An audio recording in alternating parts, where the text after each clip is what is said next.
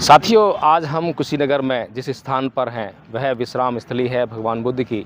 आपने अनेकों चित्र देखे होंगे, तस्वीरें देखी होंगी, वीडियोस देखी होंगी जिसमें दिखाया गया भगवान बुद्ध को लेटे हुए विश्राम करते हुए।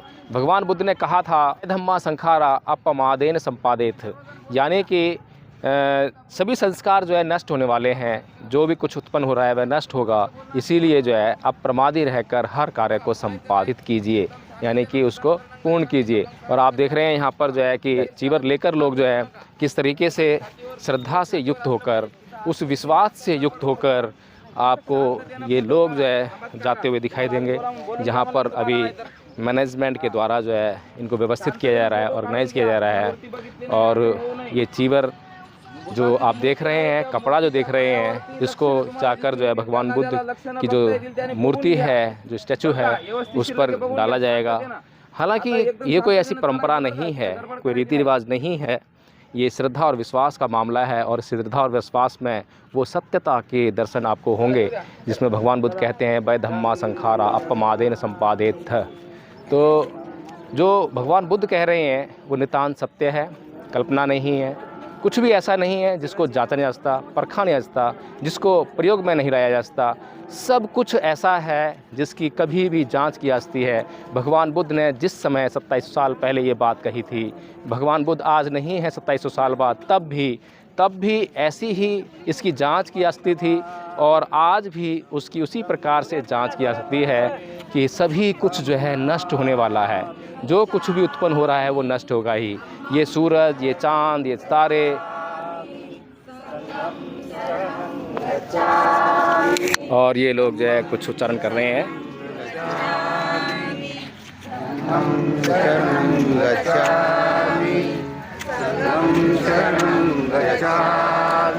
बुद्धं शरणं गच्छामि, धम्मं शरणं गच्छामि, संघं शरणं गच्छामि, यानी कि मैं बुद्ध की शरण जाता हूँ, धम्म की शरण जाता हूँ, संघ की शरण जाता हूँ।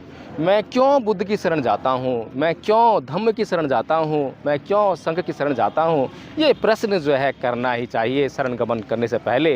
क्योंकि भगवान बुद्ध ने कहा है कि मेरी शरण में आने मात्र से आपका कल्याण होने वाला नहीं है। यदि आपको अपना कल्याण करना है तो मेरे बताए हुए मार्ग पर चलना पड़ेगा, और जो मेरे बताए हुए मार्ग पर चलेगा उसी का कल्याण हो पाएगा। तो इसी प्रकार से जो भगवान बुद्ध के संदेश हैं, भगवान बुद्ध का जो यहाँ पर जो आप देख रहे हैं उच्चारण हो रहा है उनके मंत्रों का, मंत्र है बुद्धं शरणं गच्छामि, धम्मं शरणं गच्छामि, संघं शरणं गच्छामि। तो मैं यहाँ पर कुछ लोग आए हुए हैं, ये लोग महाराष्ट्र से आए हुए हैं, मैंने मालूम किया इन लोगों से जो है। तो आप लोग यहाँ पर आए हैं तो इसके बारे में कुछ बताएंगे कि इस स्थान का आप लोगों के लिए क्या महत्व है? यहाँ पे सर्वप्रथम सबसे नमो बुद्धाय, जय भीम। हम जो महाराष्ट्र से आए हैं, तो महाराष्ट्र से इधर हम आए हैं। हमारा ग्रुप है, वो ग्रुप से माध्यम से हम अभी तक मैं 2500 लोगों को अभी तक घुमाया ग्रुप से माध्यम से। जो भगवान तथागत भगवान गौतम बुद्ध का जो जन्म है, जन्म से निर्वाण तक हम पूरा इन लोगों को दिखाया। जहाँ जन्म हुआ वो भी दिखाने का है। और यहाँ जो आए, यहाँ पे आने के बाद इन लोगों को बहुत अच्छा सा महसूस होता है, बहुत अच्छा लगता है। जहाँ पे भगवान बुद्ध का निर्वाण हुआ है, इस स्थली पे हम आज पहुँच चुके हैं। तो भगवान बुद्ध ने कहा था कि किसी भी बात को इसलिए मत मानो कि कोई बात अच्छी लग रही है, कुछ सुंदर दिख रहा है, कुछ धर्म ग्रंथों में लिखा है, बहुत सारे लोग बोल रहे हैं, कोई गुरु बोल रहा है, कोई ईश्वर बोल रहा है। किसी भी बात को इसलिए मानो कि वह जो है आपके काम की है, वह सत्यता पर आधारित है, वह किसी के लिए कष्टकारी नहीं है, या फिर जानकारों के द्वारा जान ली गई है कि हाँ यह बात सही है। तो आप लोगों के साथ में जो समूह है, क्या वो बौद्ध समूह है या फिर हिंदू समूह है? नहीं, पूरा बौद्ध समूह है। ये हमारे जो साथ में है जो पूरा बौद्ध समूह है। और जो भगवान बुद्ध ने, आपने एक क्वेश्चन किया कि भगवान बुद्ध ने जो कहा है कि कोई मानता है कोई नहीं मानता है, तो हम जो भगवान बुद्ध का जो ये है पूरा जो समूह, जो संग्रहालय है पूरा, तो उसमें है कि वही किसी को जो अपने दिल को अच्छा लगता है वो अपनाइए, जो अपने दिमाग को नहीं समझता है तो वो मत लीजिए। भगवान बुद्ध का जो धम्म है वो पूरे शांति पे चलने वाला धम्म है। जी, ये जो महिलाओं ने जो है गले में मंगलसूत्र पहना हुआ है, हाथ में चूड़ियाँ पहनी हुई है, मांग में सिंदूर लगाया हुआ है और बिंदी लगाई हुई है, ये कौन सी संस्कृति का प्रतीक है, बता सकते हैं क्या आप? जो अभी ये जो पुरातन वो चलते आ रहा है, तो जो कुछ महिला के हाथ में जो है वाइट चूड़ियाँ है, वो बोले तो जो भगवान बुद्ध को ज़्यादा से ज़्यादा लाइक करते हैं, जिन्होंने उपवास रखा है वही वाइट चूड़ी पहनाती है, गले में मंगलसूत्र भी पहनाती है, ये ऐसा है। बेड़ियाँ जो हैं किस रंग की हों कि वो हमें सुविधा देंगी? बेड़ियाँ, जंजीरें? जंजीर बोले तो कंगन। नहीं, जंजीरें जो जिससे बांधते हैं, जिससे किसी को बांधते हैं, गुलाम बनाते हैं, तो वो जो है किस रंग का हो कि हमें जो है वो सुविधा देगा, आसानी करेगा हमारे लिए? जो वाइट रंग जो है वाइट रंग की बेड़ियाँ चाहिए, और जो वाइट रंग ऐसा रहता है कि वाइट रंग में कैसा। जंजीरें किस काम पे आती हैं आपको पता है आपको? जंजीर बांधने के लिए आती है ना। तो किसी को बांधते हैं तो किसी को कष्ट होता है या किसी को सुख होता है? कष्ट होता है बांधने के बाद। तो इसीलिए मैंने बोला कि जंजीरें किस रंग की हों कि हमें सुख देंगी।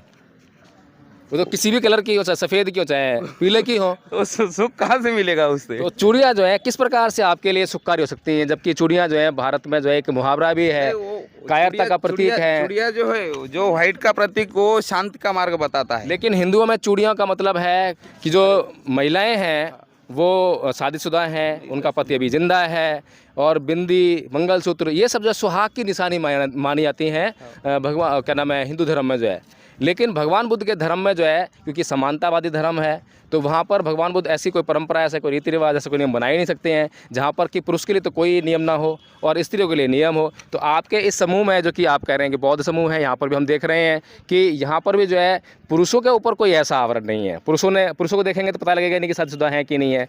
अंकल जी हैं, काफ़ी उम्रदराज हैं, फिर भी देख कर बता सकते हैं कि शादी हुई है या नहीं हुई है। ये भी सोचता है कि नहीं शादी हुई हो, और ये भी सोचता है कि इन्होंने शादी ना की हो, पहचानेंगे कैसे? लेकिन महिलाओं के लिए सब किया है। तो वो जो परंपरा है जो कि असमानतावादी है, जो कि द्वेष फैलाने वाली है, तो इस प्रकार से जो है आप कैसे कहेंगे कि हाँ ये महिलाएं जो हैं बौद्ध हो गई हैं, अब हिंदू नहीं रही हैं? क्योंकि बाबा साहब ने भी कहा था, 22 प्रतिज्ञाएं दिलाई थी और उसमें स्पष्ट किया था कि हमें हिंदू धर्म, हिंदू परंपरा को नहीं मानना है। लेकिन आज भी अगर हम उन परंपराओं को मान रहे हैं तो वो संस्कृति तो हम जीवित रख रहे हैं ना। बाबासाहेब आंबेडकरांनी आपल्याला 1956ला बौद्ध धम्माची दीक्षा दिली, आणि बौद्ध धम्माची दीक्षा दिल्यानंतर बाबासाहेबाची एक संस्था आहे भारतीय बौद्ध महासभा, बाबा साहब ने वो निर्माण किया है उसका। त्या संस्थेच्या माध्यमातून जे काही बाबासाहेबांनी जे काही धम्माचे उल्लंघन नियम लावलेले आहेत, त्याच्यामध्ये 10 पारामिता असतील, पंचशील असेल। हिंदी बोली ना। और हिंदी में ज़्यादा ये नहीं हो जाएगा ना, तो हिंदी ज़्यादा तकलीफ जाता है। तो 22 प्रतिज्ञा असतील तर डॉक्टर बाबासाहेब आंबेडकरांनी सांगितलं, मी ब्रह्म विष्णू महेश यांना देव मानणार नाही। क्यों नहीं मानेंगे, क्या प्रॉब्लम क्या है? जो बाबा साहब ने बताई, मैं ब्रह्म विष्णु महेश देव मानणार नहीं। चलिए, तो उसका ये कहने का मकसद है कि भाई मैं पूजा अर्ची जो है वो पसंद नहीं थे, इसलिए बाबा साहब ने वो प्रतिज्ञा दी गई वाली है। दूसरी है, मैं चोरी नहीं करूँगा, हिंसा नहीं करूँगा, बोले तो ये बुद्ध धर्म के राह पर चलने वाली जो प्रतिज्ञा है बाबा साहब ने दी वाली है। ठीक, बहुत धन्यवाद आपका जो है। और महिलाओं से थोड़ी सी बाइट लेंगे। महिलाएं जो हैं किस प्रकार से बुद्धिस्ट बनी हैं, किस प्रकार से उन्होंने जो है पीछे जो धर्म को मानती थी उसको छोड़ा है, जानने का प्रयास करेंगे। आपका नाम क्या है? लक्ष्मी साळवे जी। लक्ष्मी साळवे। साहेबे। तो आप बौद्ध हैं या हिंदू हैं? हम बौद्ध है। आप बौद्ध हैं, तो कैसे मालूम पड़े कि आप बौद्ध हैं? तो हमारे पुराने वाले सब लोग जानते हैं, तो हम तो पैदा हुए तो बुद्ध नगरी में हो गए, तो हम बौद्ध ही रहेंगे ना। तो आपने जो है बिंदी लगा रखी है, मांग में सिंदूर लगा रखा है और मंगलसूत्र पहन रखा है, हाथ में चूड़ियाँ पहन रखी हैं, ये कौन सी संस्कृति या कौन से धर्म का प्रतीक है? वो अभी हम इसके बाद नहीं पहनेंगे। इसके बाद मतलब आज के बाद भी पहनेंगे? हाँ। आज तक पहन रहे थे? हाँ, आज तक पहनेंगे। आज तक क्यों पहन रहे थे? अब हमको मालूम गिरा है कि अपनी इधर ऐसा है, तो हम नहीं पहनेंगे। चलिए, कुछ तो हमारे आने का फ़ायदा हुआ। तो आप ही नहीं पहनेंगे या सारी महिलाओं को आप बताएंगे? तो मैं मेरा खुद तो जानती है कि मैं नहीं पहनाऊंगी, और आदमी ने सब महिलाओं ने वैसा करना चाहिए। वो सब करना चाहिए।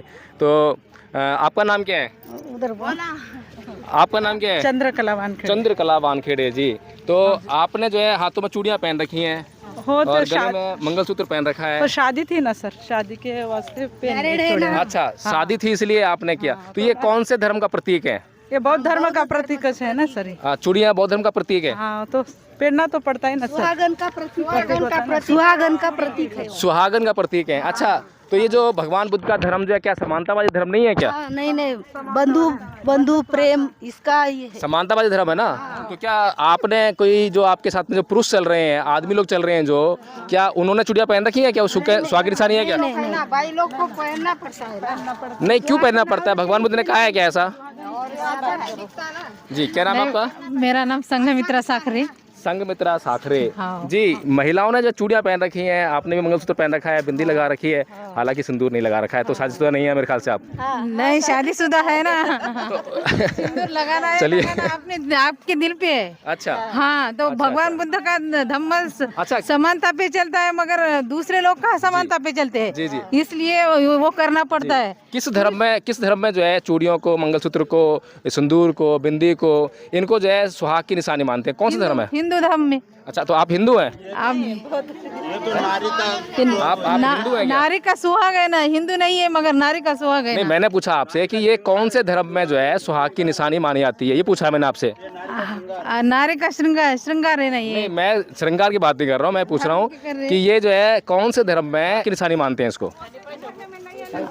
अब धर्म कैसा? हमने यहाँ पर श्रीलंका महिलाएं भी आई थी। श्रीलंका की जो महिलाएं हैं उन्होंने कुछ नहीं पहन रखा था, वो बुद्धिस्ट महिलाएं हैं। हाँ, बराबर है ना। तो आप लोग क्यों पहनते हैं? आप बुद्धिस्ट फिर कैसे हुए? भगवान बाबा साहेब ने 22 प्रतिज्ञा आपको दिलाई थी और कहा था कि मैं कोई भी रीति रिवाज, कोई भी परंपरा ऐसी नहीं मानूंगा जो हिंदू धर्म की है। लेकिन ये जो है, जो हम जानते हैं अच्छी तरह से, पूरी दुनिया में आपको जो पूछो किसी से कि ये किसकी परंपरा है, किसका रीति रिवाज है, सब जानते हैं कि हिंदू धर्म का रीति रिवाज परंपरा है। तो आप लोग जो है फिर इसको क्यों नहीं छोड़ते हैं? हाँ, श्रृंगार के लिए पहनते हैं, अभी छोड़ेंगे ज्ञात होने के बाद। अगर ये श्रृंगार होता तो दुनिया की दूसरी महिलाएं भी करती, लेकिन दुनिया की कोई महिला जो है चूड़ियाँ नहीं डालती हैं।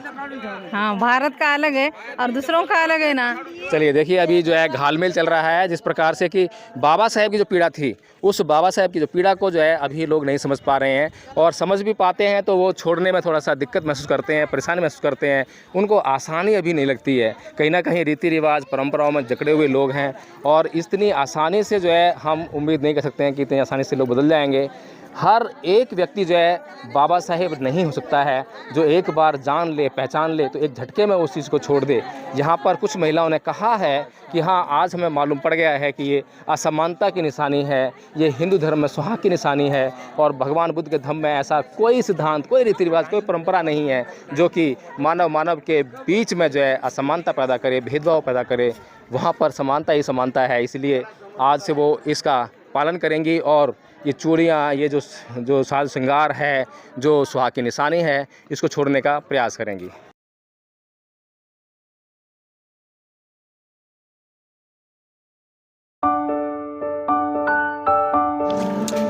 तो साथियों, अब हम उस पल की तरफ बढ़ रहे हैं जिस पल का हमें बेसब्री से इंतज़ार था, और वह पल कि भगवान बुद्ध कहीं विश्राम कर रहे हैं। भगवान बुद्ध जो पूरे जीवन भर, जब उन्हें ज्ञान प्राप्त हुआ और जब उनका महापरिनिर्वाण हुआ, तब तक एक पल भी ऐसा नहीं जब उन्होंने प्रमाद में अपना जीवन बिताया हो। अब प्रमादी रहकर उन्होंने अपना जीवन जिया, और अंतिम समय में भी जब एक व्यक्ति उनसे बात करना चाहता था, उनसे दीक्षा लेना चाहता था, जब आनंद उन्हें मना कर रहे थे कि नहीं, अब भगवान बुद्ध किसी से बात नहीं कर सकते हैं, उनके विश्राम का समय हो गया है, उस समय भी भगवान बुद्ध ने आनंद से कहा कि आने दो, आने दो, और भगवान बुद्ध ने अंतिम प्रवचन उस व्यक्ति को दिया। तो साथियों, वो पल, वो क्षण जहाँ से आपके भीतर एक गहरी श्रद्धा, जहाँ भगवान बुद्ध अपने अंतिम समय में विश्राम कर रहे हैं, जहाँ भगवान बुद्ध ने संदेश दिया, वै धम्मा संखारा अपमादेन संपादित। तो आप देख रहे हैं किस प्रकार से ये जो परिसर है, इसमें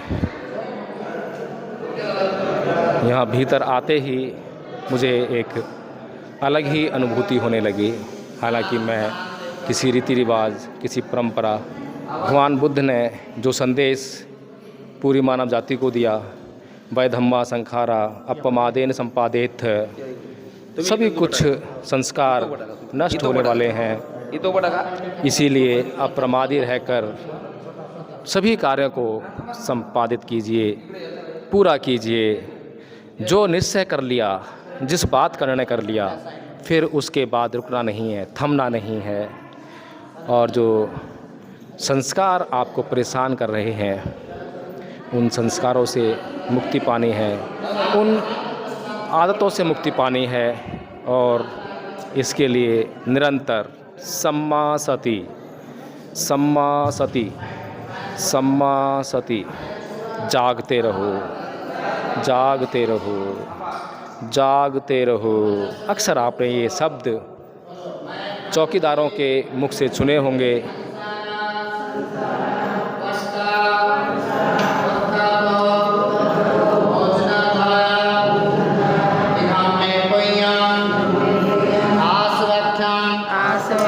वहं होतो इदं मे पुण्यं निब्बानस्य पच्यो होतो इदं मे पुण्यं सभ्ये सत्ता सुखिता भवन्तु अनिच्चावत् संखारा उपादवे धाम्मिनो उपाजित्वा निरोजन्ति तेषां समोसुखो अनिच्चावत् संखारा उपादवे धाम्मिनो उपाजित्वा निरोजन्ति तेषां समोसुखो अनिच्चावत् संखारा